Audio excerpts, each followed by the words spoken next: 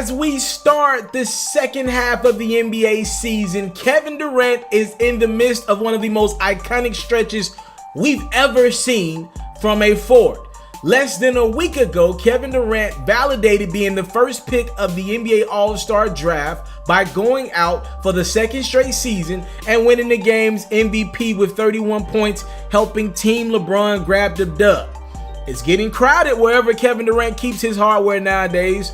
His All-Star Game MVP will join his 2 championships and his 2 final MVPs the Warriors forward has captured over the last 2 years. But why are NBA fans not screaming from the top of their lungs, KD is the best player in the game? You have one of the NBA's most undeniable talents in the prime, and not only is he in his prime, he's winning right now. What more does KD have to do to be notoriously known as the game's best player? You see, to me, that NBA All-Star MVP is symbolic of Kevin Durant's personality. He kind of always sneaks up on us. In that All-Star game, he got hot late in the fourth quarter after stellar performances from Damian Lillard and Klay Thompson in the third quarter to kind of bring LeBron's team back and give them that competitive edge. Somehow, some way, this game got close. We got in the fourth quarter, and then KD started shooting the lights out of the basketball, and he ran away with the MVP award. We looked up, and KD had 31 points.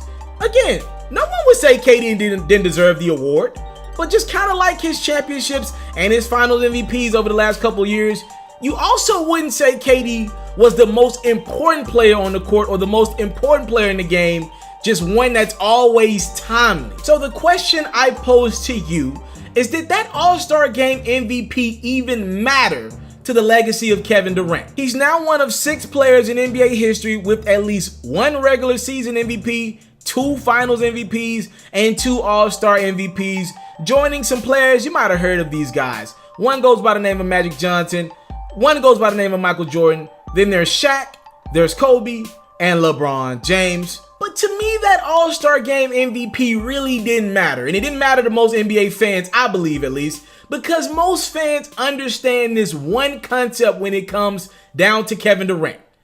Is KD really challenging himself as much as he can right now at this point in his career? I just don't believe so.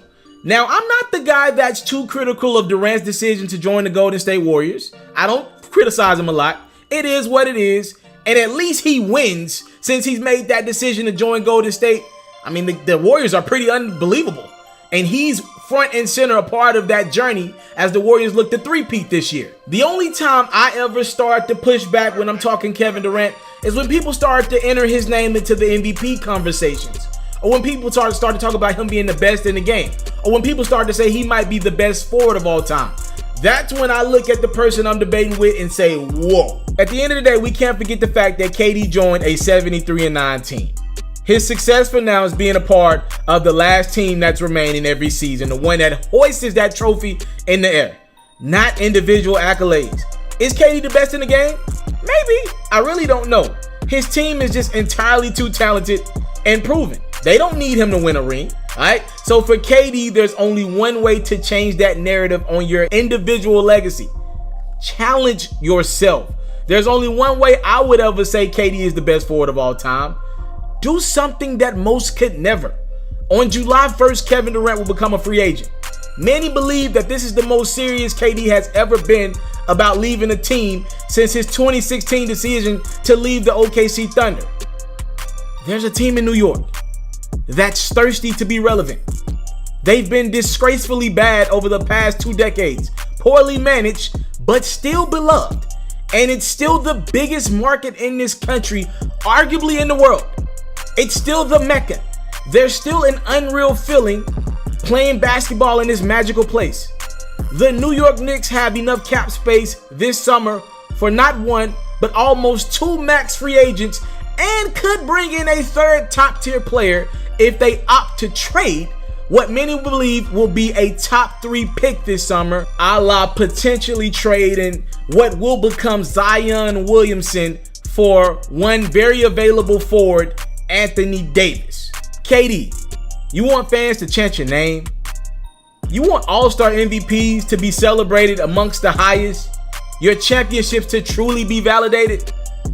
Do it where a team and a city genuinely needs you. do it in New York, and Kevin Durant becomes legendary.